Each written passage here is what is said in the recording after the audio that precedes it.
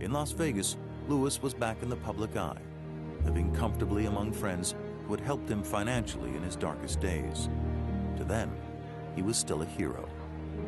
I mean, you can talk about him being broke, but this is a man who never had to pay for dinner in his life. He always had a roof over his head. He always had people looking after him. We've been friends for about 35 years. And first time I ever saw him, of course, I've been cheering ever since. None of Lewis's admirers showed greater affection for him than an old friend who years earlier had turned to Lewis for a favor. A long time ago, when Sinatra was on stage, he had asked Joe to come on stage with him and do an act. And in fact, I think it was $10,000 that he offered to pay Joe to make the appearance. And Joe told him, "You can't pay me anything." And he made the appearance. And of course, that sealed their friendship.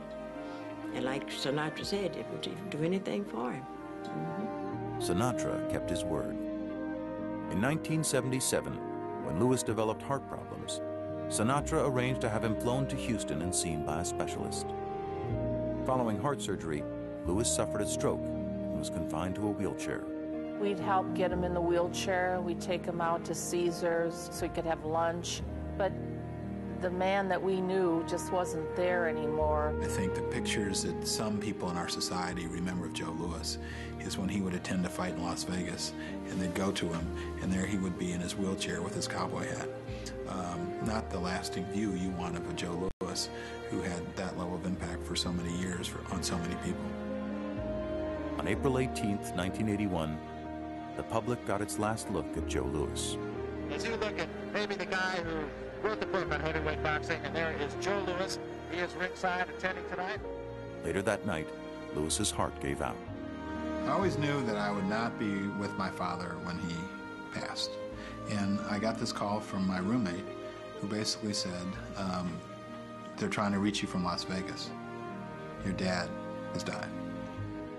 Joe Louis died today in Las Vegas. The legendary Brown Bomber, who was heavyweight boxing champ longer than any other man, was a month from his 67th birthday. Joe Louis will be buried Tuesday in Arlington National Cemetery. The Brown Bomber was an inspiration to millions of fans and friends. Lewis did not qualify for burial in Arlington National Cemetery. But President Reagan waived the requirements and awarded him full military honors.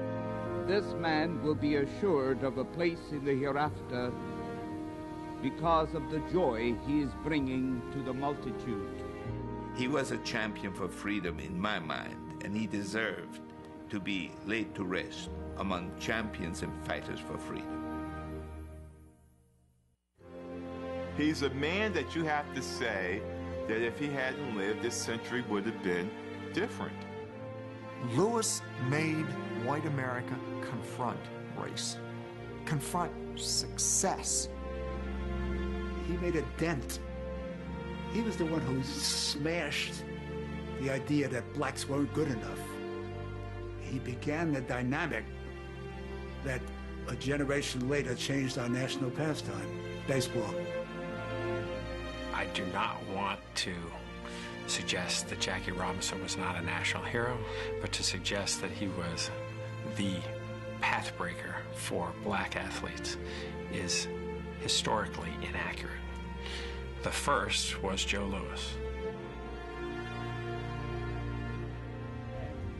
It was a wonderful spring day in Washington, D.C. The cherry blossoms were out. The playing of taps and the gun salute. It was just a recognition of who he was. And it was probably the one time that I could really say what I meant about my dad. And thank him for being who he was for so many people.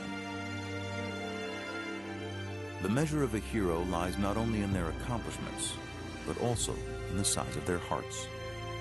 Joe Louis was such a hero. He loved his country and stood up for her in a time of need. He forgave her even when she betrayed him.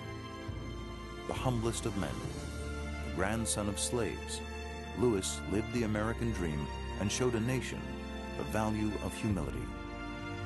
By his example, he helped move America forward.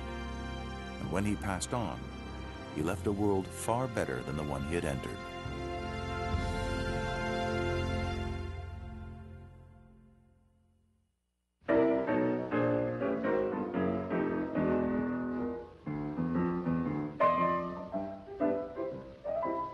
Joe Louis is the battling man.